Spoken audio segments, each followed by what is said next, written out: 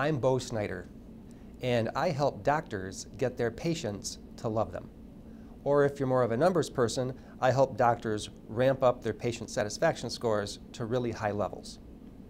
Doctors receive years and years of clinical training, but not very much training at all in terms of how to react with their patients.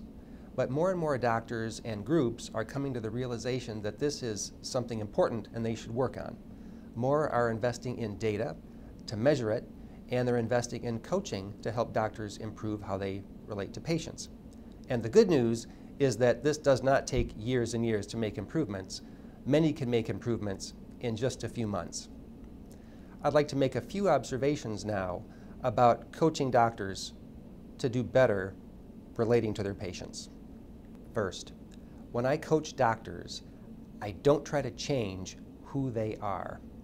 Their personality is their personality. But the key is to try to find a few things that they can change at key points in their interaction with patients that can make all the difference. So we don't try to change a personality, we just try to change a few things that they do.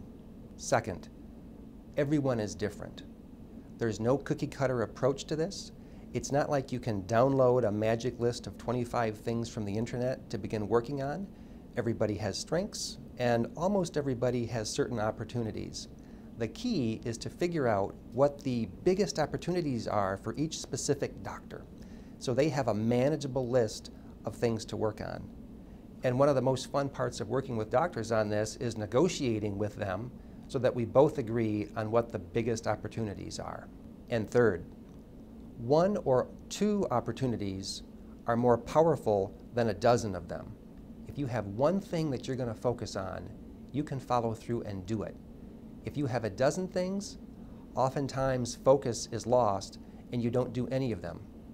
What I often recommend is we figure out what the highest priority opportunity you could work on is, and you work on that for 2 to 3 weeks until it's second nature and a part of what you do. And when you've mastered that, then you move to the next highest priority item and begin working on that. And after 3 or 4 of these items and a couple of months have passed, almost always we find out that patient satisfaction scores have gone up, and usually by quite a bit. One last thing, and this is a little bit soft. I don't have the data. I just have what people have told me a number of times.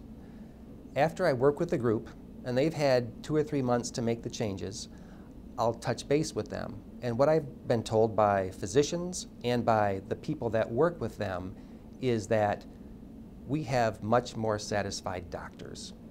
We've had people that have tackled an issue, that have been able to move the needle on an important measure.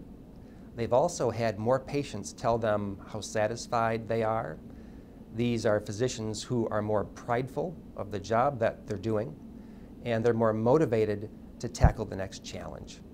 So, oftentimes there's a silver lining in addition to what we thought we'd have going in.